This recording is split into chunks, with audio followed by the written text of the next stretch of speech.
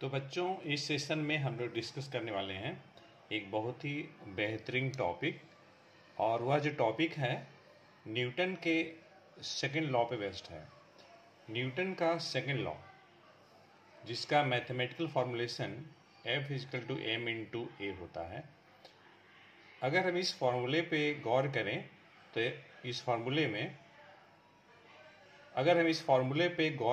तो इस फॉर्मूले में तीन वेरिएबल्स हैं, F, M, A। F stands for force, M stands for mass, A stands for acceleration। और इस फॉर्मूले के बेसिस पे हम 1, 2, 3, ये बहुत ही हेल्पफुल ग्राफ है, यूजफुल भी है, हम लोग डिस्कस करेंगे इस सेशन में। एक्चुअली इस ग्राफ को बच्चे तो याद कर लेते हैं, लेकिन क्यों, कहाँ और कैसे, इसका आंसर बच्चों को नहीं मिल पाता है। तो देखिए बच्चों, जैसा कि इसमें 3 वेरिएबल्स है, तो हम लोग बारी बारी से किसी भी एक एक को कांस्टेंट ट्रीट करते हुए बाकी 2 रिमेनिंग वेरिएबल्स के बीच में ग्राफ स्केच कर सकते हैं। जैसे मान लीजिए, केस फर्स्ट हम मान लेते हैं कि जो है मास जो है कांस्टेंट है, m equal to constant.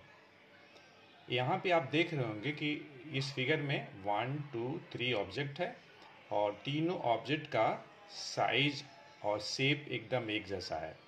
Shape भी है एक जैसा और साइज भी एक जैसा है। इसका मतलब ये हुआ कि तीनों का मास हम कांस्टेंट ट्रीट कर रहे हैं। लेकिन आप लेफ्ट हैंड साइड एरो देख रहे होंगे, एरो का जो लेंथ है वह अलग अलग है। और यहाँ पे एरो जो है फोर्स को डिनोट कर रहा है। यहाँ हमने F1 लिया है। अगर हम इस ऑब्जेक्ट पे फोर्स F1 लगा रहे हैं तो एक्सेलरेशन A1 प्रोड्यूस हो रही है इस ऑब्जेक्ट में due to the force F1। अगर हम फोर्स की मैग्नीट्यूड इंक्रीज करके डबल कर दें, मतलब F1 का डबल कर दें, जिसे हम F2 फोर्स कह रहे हैं 2F1 को, तो उस केस में एक्सेलरेशन भी जो हो जाएगा प्रीवियस एक्सेलरेशन का डबल हो जाएगा, मतलब A2 जो हो जाएगा 2A1 हो जाएगा। उसी टाइप से अगर इस पे लगने वाला फोर्स F3, F1 का अगर हम ट्रिपल कर लें तो एक्सेलरेशन जो प्रोड्यूस इसमें होगी A1 का ट्रिपल हो जाएगा।